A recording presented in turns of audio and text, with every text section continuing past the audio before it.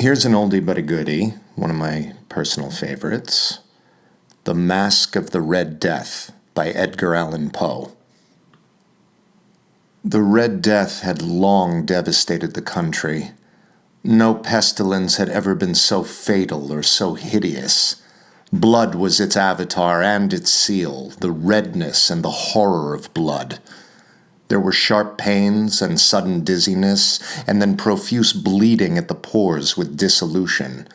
The scarlet stains upon the body, and especially upon the face of the victim, were the pest ban which shut him out from the aid and from the sympathy of his fellow men, and the whole seizure, progress, and termination of the disease were the incidents of half an hour.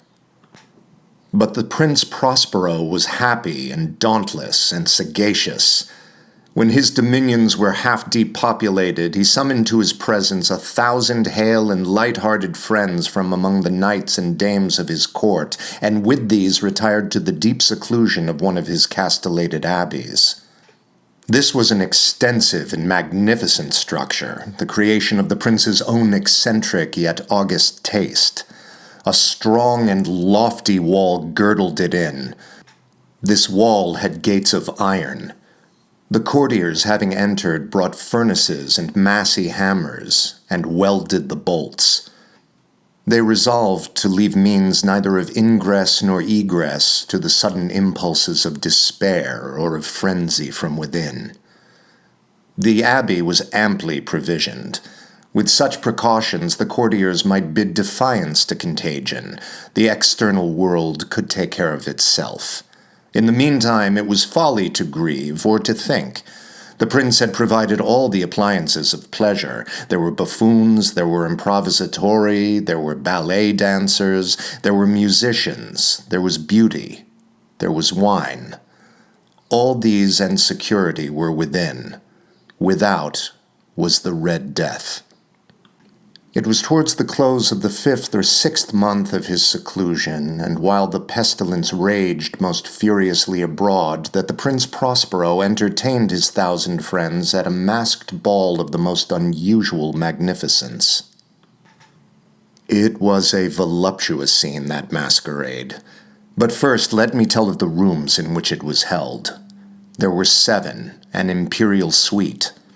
In many palaces, however, such suites form a long and straight vista, while the folding doors slide back nearly to the walls on either hand, so that the view of the whole extent is scarcely impeded.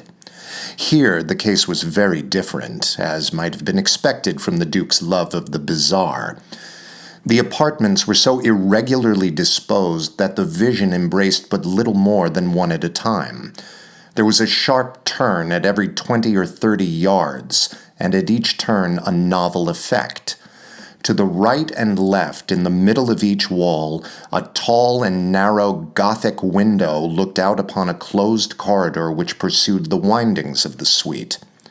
These windows were of stained glass, whose color varied in accordance with the prevailing hue of the decorations of the chamber into which it opened. That at the eastern extremity was hung, for example, in blue, and vividly blue were its windows. The second chamber was purple in its ornaments and tapestries, and here the panes were purple. The third was green throughout, and so were the casements. The fourth was furnished and lighted with orange, the fifth with white, the sixth with violet. The 7th apartment was closely shrouded in black velvet tapestries that hung all over the ceiling and down the walls, falling in heavy folds upon a carpet of the same material and hue. But in this chamber only, the color of the windows failed to correspond with the decorations. The panes here were scarlet, a deep blood color. Now, in no one of the 7 apartments was there any lamp or candelabrum amid the profusion of golden ornaments that lay scattered to and fro or depended from the roof. There was no light of any kind emanating from lamp or candle within the suite of chambers. But in the corridors that followed the suite, there stood opposite to each window a heavy tripod bearing a brazier of fire that projected its rays through the tinted glass and so glaringly illumined the room. and thus were produced a multitude of gaudy and fantastic appearances. But in the western, or black chamber, the effect of the firelight that streamed upon the dark hangings through the blood-tinted panes was ghastly in the extreme, and produced so wild a look upon the countenances of those who entered that there were few of the company bold enough to set foot within its precincts at all. It was in this apartment also that there stood against the western wall a gigantic clock of ebony. Its pendulum swung to and fro with a dull, heavy, monotonous clang, and when the minute hand made the circuit of the face and the hour was to be stricken, there came from the brazen lungs of the clock a sound which was clear and loud and deep and exceedingly musical, but of so peculiar a note and emphasis that at each lapse of an hour the musicians of the orchestra were constrained to pause momentarily in their performance to hearken to the sound, and thus the waltzers perforce ceased their evolutions, and there was a brief disconcert of the whole gay company. And while the chimes of the clock yet rang, it was observed that the giddiest grew pale, and the more aged and sedate passed their hands over their brows as if in confused reverie or meditation. But when the echoes had fully ceased, a light laughter at once pervaded the assembly. The musicians looked at each other and smiled as if at their own nervousness and folly, and made whispering vows each to the other that the next chiming of the clock should produce in them no similar emotion. And then, after the lapse of 60 minutes, which embrace 3,600 seconds of the time that flies, there came yet another chiming of the clock, and then were the same disconcert and tremulousness and meditation as before. But in spite of these things, it was a gay and magnificent revel. The tastes of the Duke were peculiar. He had a fine eye for colors and effects. He disregarded the decora of mere fashion. His plans were bold and fiery, and his conceptions glowed with barbaric luster. There are some who would have thought him mad. His followers felt that he was not. It was necessary to hear and see and touch him to be sure that he was not. He had directed in great part the movable embellishments of the 7 chambers upon occasion of this great fête, and it was his own guiding taste which had given character to the masqueraders. Be sure they were grotesque. There was much glare and glitter and piquancy and phantasm, much of what has been since seen in Hernani. There were arabesque figures with unsuited limbs and appointments. There were delirious fancies, such as the madman fashions. There was much of the beautiful, much of the wanton, much of the bizarre, something of the terrible, and not a little of that which might have excited disgust. To and fro in the 7 chambers there stalked, in fact, a multitude of dreams. And these, the dreams, writhed in and about, taking hue from the rooms and causing the wild music of the orchestra to seem as the echo of their steps.